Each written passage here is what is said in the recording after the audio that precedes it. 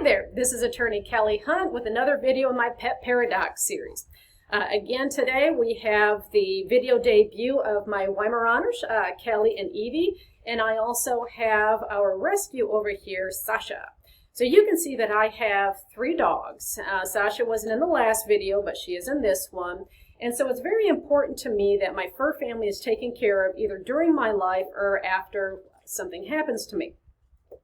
In this circumstance, I said that I did have a partner who lives with me and whom I would hope would be able to take care of my pets. But keep in mind, as I've said in other videos, that your family and friends' main priority is taking care of you or your estate after something happens to you. And this is even if anyone realizes that you have a pet who will need to be taken care of.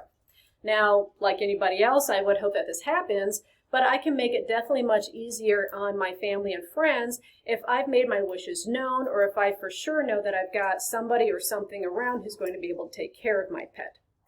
Again, I already have a veterinarian and a boarding daycare set up in case my pets need to go somewhere, my fur babies need to go somewhere until my family knows how to take care of them, or if it comes up where my family is unable to take care of them. As you can see, I do have high energy larger dogs, and it would be much harder for my family and friends to find some place for them to go as opposed to like a cat or a smaller animal, but I do have to keep in mind that that could be the case.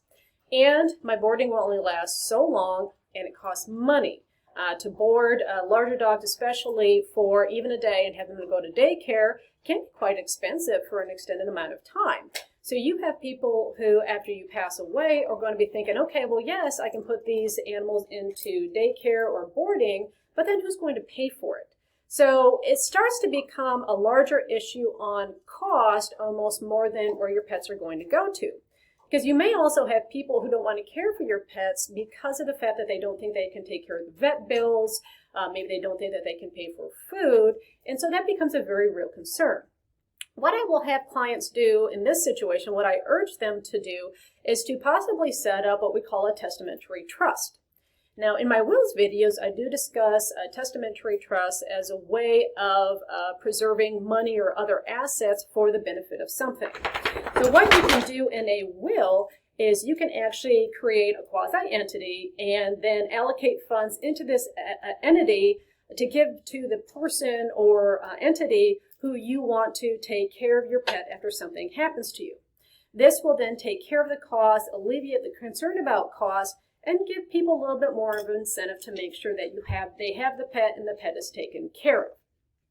So the testamentary pet trust is a really good way in your will of knowing what your wishes are and then accounting for the costs associated with somebody taking care of your pet.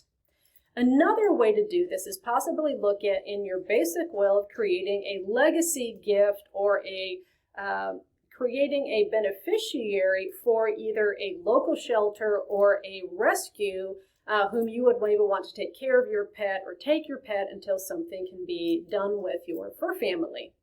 In these kinds of instances, I would recommend looking for outside charities, a 501c3, or a pet shelter, and again, allocating a certain amount of funds to these entities so that, one, we know maybe where you want your pet to go, but again, these entities don't have to worry about or necessarily spend all the money in making sure that your pet is taken care of.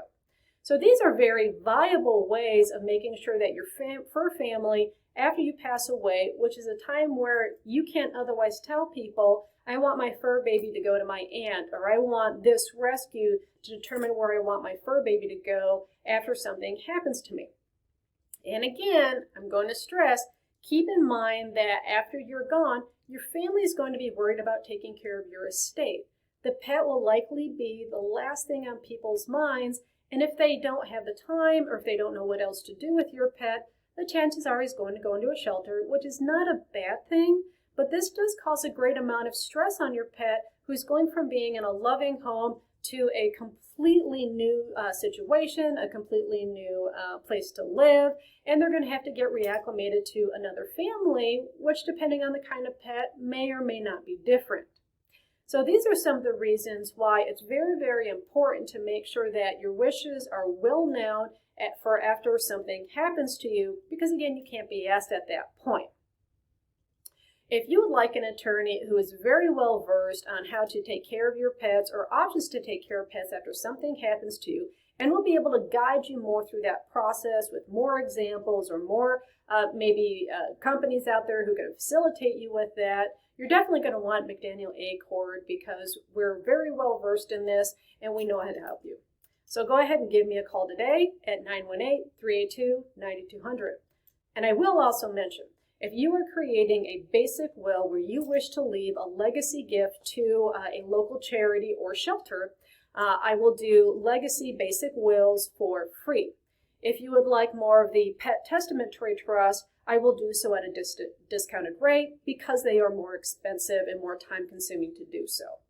I care about my pets, I know you care about your pets, and I want to help you to make sure that your pets are taken care of. So again, make sure you reach out to me today and let's get this in place for you.